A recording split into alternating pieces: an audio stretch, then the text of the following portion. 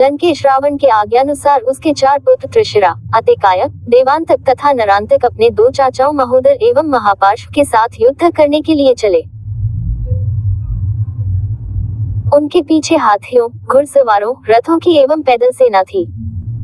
युद्ध भूमि में उनका सामना करने के लिए वानरों की अपार सेना पत्थरों, शिलाओं तथा बड़े बड़े वृक्षों को लिए तैयार खड़ी थी। राक्षस सेना को देखते ही उन्होंने भयंकर गर्जना की और वे शत्रुओं पर टूट पड़ी। वानरों के पत्थरों एवं वृक्षों द्वारा किए जाने वाले आक्रमण के प्रत्युत्तर में राक्षस बाणों, लौह मुद्गरों तथा अन्य शस्त्रों से वार करने लगे। इस भयंकर युद्ध के परिणाम स्वरूप थोड़ी ही देर में संपूर्ण रणभूमि रक्त रंजित हो गई।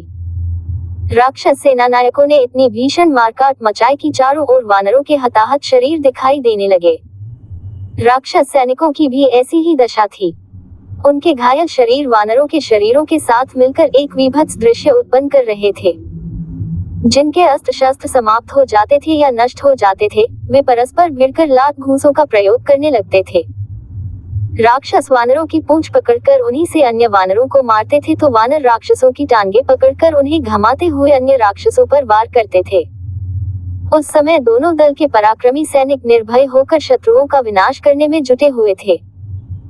जब वानर सेना नायकों ने राक्षसों को भारी संख्या में मार डाला तो रावण के पुत्र नरांतक ने क्रोध में भरकर अपने रणकौशल का प्रदर्शन करते हुए थोड़ी ही देर में सहस्त्रों वानरों को मार गिराया। इससे वानर सेना में हाहाकार मच गया। ये हाहाकार सुन अंगद ने क्रोधित होकर नरांतक को ललकारा। अंगद की ललकार सुनकर नरांतक ने गरजते हुए उसके वक्ष पर प्रास का वार किया, किंतु अंगद ने फुर्ती से प्रास को तोड़कर नरांतक के रथ पर ऐसी लात जमाई कि उसका रथ पृथ्वी पर लुढ़क गया और उसके चारों घोड़े गिरकर मर गए। नरांतक रथ से कूद पड़ा और अंगद के सिर पर घूंसे ही घूंसे बरसाने लगा। तब अंगद ने भी बड़े जोर से उसकी छाती में घूंसा मारा, जिससे उसकी आंखों की पुतलियां फिर गईं। वह रक्त वमन करता हुआ पृथ्वी पर ऐसा गिरा कि फिर वह कभी जीवित नहीं उठ सका। नरांतक के मरते ही वानर सेना ने हर्षनाद किया। नरांतक के वध होते ही हाथी पर सवार रावण का भाई महोदर अंगद की ओर बढ़ा। भाई की मृत्यु का प्रतिशोध लेने के लिए देवांतक और त्रिशिरा भी अपने अपने रथ दौड़ाते हुए अंगद को मारने के लिए झपटे। तीनों महारथी एक साथ अंगद पर बाण छोड़ने लगे। तीनों के आक्रमणों का मुकाबला करते हुए अंगद ने सबसे पहले महोदर के हाथी को एक ऐसी लात जमाई कि वह गंभीर गर्जना करता हुआ मैदान से भाग निकला। अंगद ने भागते हुए हाथी के दांत उखाड़कर उनसे ही शत्रु का संहार करना आरंभ कर दिया। जब हनुमान ने अंगद को 3 महारथियों से घिरा देखा तो उन्होंने लपककर देवांतक की छाती में इतने जोर का मुक्का मारा कि वह वहीं तड़पकर ठंडा हो गया। हमने देवांतक को इस प्रकार मरते देखकर त्रिशिरा और महोदर के नेत्रों से ज्वाला फूटने लगी।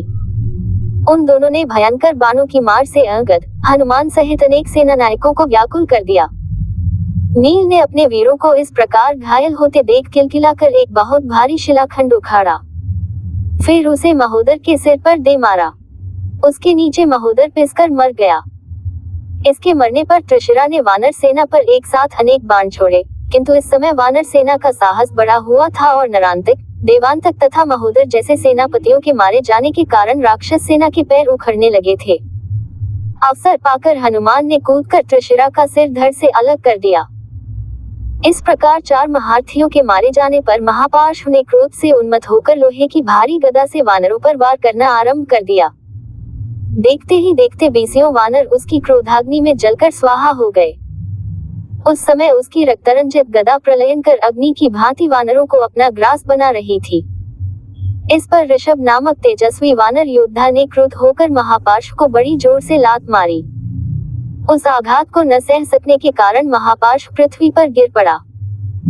उसके गिरते ही वानर सेना ने चारों ओर से उसे घेर कर उसका शरीर नखों और दांतों से फाड़ डाला, जिससे वह तड़प तड़प कर मर गया। इन 5 महारथियों की मृत्यु से सेनापति अतिकाय को बड़ा क्रोध और क्षोभ हुआ। वह अपना विशाल रथ लेकर वानर सेना में घुस आया। उसे अपने बल पर बड़ा गर्व था, क्योंकि वह अनेक बार देवताओं और दानवों को लोहे के चने चबवा चुका था। उसके भयंकर संहार से त्रस्त वानर सैनिक त्राही त्राही करते हुए रामचंद्र जी के पास पहुंचे।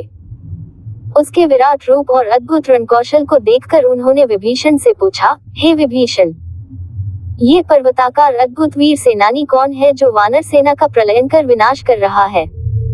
विभीषण ने बताया, ये रावण का पुत्र अतिकाय है। मंदोदरी इसकी माता है। साहस और पराक्रम में ये रावण से किसी भी प्रकार कम नहीं है। इसने अपनी तपस्या के बल पर दिव्य कवच तथा रथ प्राप्त किए हैं। सहस्त्रों बार इसने देवताओं और दानवों को परास्त किया है। इसलिए आप इसे मारने का शीघ्र ही उपाय करें, अन्यथा ये हमारी संपूर्ण सेना का विनाश कर देगा। इतने में वानर सेना में अभूतपूर्व मारकाट मचाता हुआ अतिकाय रामचंद्र जी के पास अपना रथ दौड़ाता आ पहुंचा और उनसे क्रोध तथा गर्वपूर्वक बोला, हे तुच्छ मनुष्यों, तुम दोनों भाई मेरे हाथों से क्यों इन बेचारे वानरों का नाश कराते हो? इन्हें मारने में न तो मेरा पराक्रम है और न मेरी कीर्ति ही है। इसलिए मैं तुमसे कहता हूँ कि यदि तुम में युद्ध करने की क्षमता और साहस हो तो मेरे साथ युद्ध करो, अन्यथा लौट जाओ और वानर सेना से युद्ध बंद करने के लिए कह दो। अतिकाय के दर्प भरे इन वचनों को सुनकर लक्ष्मण बोले, अरे राक्षस, तू बढ़ चढ़ जितनी बातें बना रहा है, उतना वीर तो तू दिखाई नहीं देता। तेरा सिर तेरे धड़ से मैं उसी प्रकार अलग कर दूंगा जिस प्रकार आंधी पके हुए ताड़ के फल को गिरा देती है।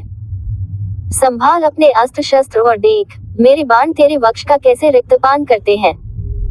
लक्ष्मण के ये कठोर वचन सुनकर अतिकाय ने क्रोध हो एक जलता हुआ बाण उन पर छोड़ा। लक्ष्मण ने उस सर्पाकार बाण को अपने अर्धचंद्राकार बाण से काटकर दूसरा अग्निबाण उसके मस्तक को लक्ष्य करके छोड़ा, जो सीधा उसके मस्तक में घुस गया, जिससे रक्त का फव्वारा छूट निकला। एक बार तो वह थर्रा गया, किंतु शीघ्र ही संभलकर वह फिर आक्रमण करने लगा। अतिकाय बार बार सिंह गर्जना करके लक्ष्मण को आतंकित करना चाहता था, किंतु इस गर्जना का उन पर उल्टा ही प्रभाव पड़ रहा था। जितना ही वह अधिक जोर से गरजता, उतने ही अधिक कौशल और स्फूर्ति से लक्ष्मण बाणों की वर्षा करते।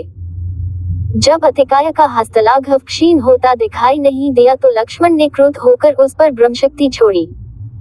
अतिकाय ने उसे प्रत्याक्रमण करके रोकने का निष्फल प्रयास किया। उस ब्रह्मशक्ति ने अतिकाय का सिर काटकर उड़ा दिया।